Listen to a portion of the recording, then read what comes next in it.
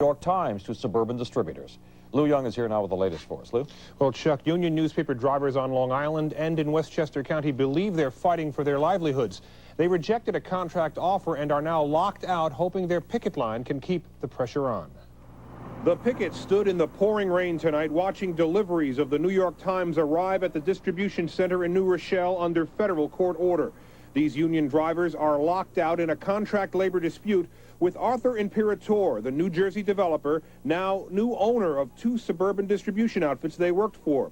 He is using replacement non-union drivers in their stead. Last night, many of their fellow union drivers who work for the New York Times balked at making deliveries at the centers in New Rochelle and East Farmingdale, Long Island. As a result, less than half of the Times suburban issues were delivered today, leaving empty spaces on suburban newsstands. It's a real inconvenience when one of the best papers in the country we can't read.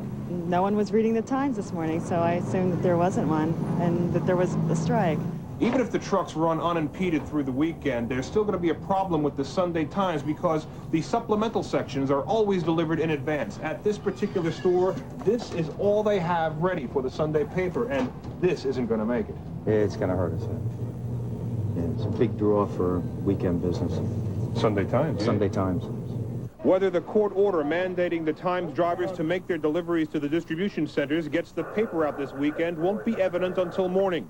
But the men on the picket line believe if the court order sticks, they're finished. We just got to hope that down at Times, the Dodge drivers down there do what they got to do, because it's the only way we're going to beat them. Otherwise, we're going to be sitting out here for a long time. Late word is that some union drivers for the New York Times are turning back in violation of the federal court order. And where non-union people took over under police escort, what it means for morning deliveries, we'll have to wait and see. Chuck, Sue? Thanks, Lou. Thank you. New York Times and drivers has produced scattered violence. It also halted deliveries today. A judge issued a temporary restraining order, but it appears tonight that some drivers are not obeying the order. Senior South African military. Tonight, they must deliver the paper to two suburban distribution centers that were hit by violence yesterday. The police stood guard at one of those centers tonight. The violence came after union drivers were fired by the new owner of the centers in New Rochelle and East Farmingdale. And any trouble tonight could make it harder to find a Saturday New York Times if you live in Westchester or on Long Island. It used to be that the suburbs seemed pretty readers today's paper. And there may be a concern that tomorrow's paper, the big Sunday paper, a paper that is very important to the New York Times, could be next. The newspaper racks in Larchmont this afternoon are missing the Saturday New York Times.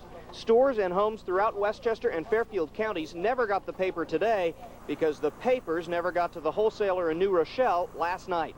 One semi filled with papers caught on fire as it was leaving Manhattan, and another ran off the Major Deegan Expressway. The union denied involvement. The Times refused to place blame, but the result was exactly what the locked-out union members wanted, and they say there may be no Sunday paper either. They will not see them, and they won't see them next week. As long as we're out here, things ain't going to be smooth for the New York Times. They ain't going to run their trucks in and out and have their nice little sweet operation they had for the last 10 years. It's going to be tough go for both of them, and they ain't going to beat us. The drivers have been locked out of two wholesalers bought this week by New Jersey businessman Arthur Imperatore, who purchased the assets of the two companies, but not the labor contracts. When the union drivers rejected Imperatore's new offer, the drivers were thrown out of their jobs. It's unbelievable. If you would have told me 5 years ago that they can come in and just buy the wagons, the trucks, and really not have anything to do with contracts, which they threw out the window. We said, we have no contract with you. I would have said to you, you're crazy. The squeeze isn't just on the union. It's also on stores who count on the Sunday Times to bring in customers. It's going to be a disaster because it's a big day. It's a big paper. And without this, we'll be having a lot of trouble with doing business. Now, reportedly, there has been a sick out among union drivers who work for the Times, the drivers who bring the papers to these wholesalers. They did that reportedly in order to avoid crossing the picket lines of their fellow union members, as they've been ordered to do by a federal judge. The federal court orders have not stopped disruption of the papers so far, however, and tonight is a big night for both sides to see if the Sunday paper will indeed hit the stands tomorrow morning. Reporting live from New Rochelle, J.D. Dapper, Channel 7 Eyewitness News. Thank you, Jay. Foreign diplomats to stop delivery. A tense standoff continues tonight between truck drivers and the New York Times, and both sides are waiting to see what will happen later tonight when the trucks have to roll with the important Sunday edition.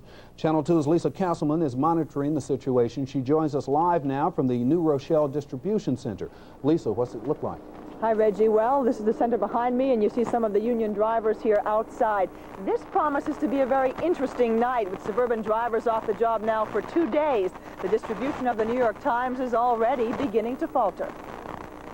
A New York Times distribution truck bound for Westchester County early this morning wound up in flames, never getting farther than Madison Avenue at 93rd Street. Most of the 108,000 papers bound for Westchester and Connecticut never made it. I'm not happy about it. I miss my Times. Without the Times, it's never a complete day. Local paper merchants are all hearing the same question. No New York Times? They don't know what's going on, some of them. Ever since contract talks between the drivers and wholesale distributors fell through Wednesday night, members of the Newspaper Mailers and Deliverers Union have been on the streets, what they call a walkout. With replacement workers driving by and guards posted around the distribution plant, union drivers are on edge.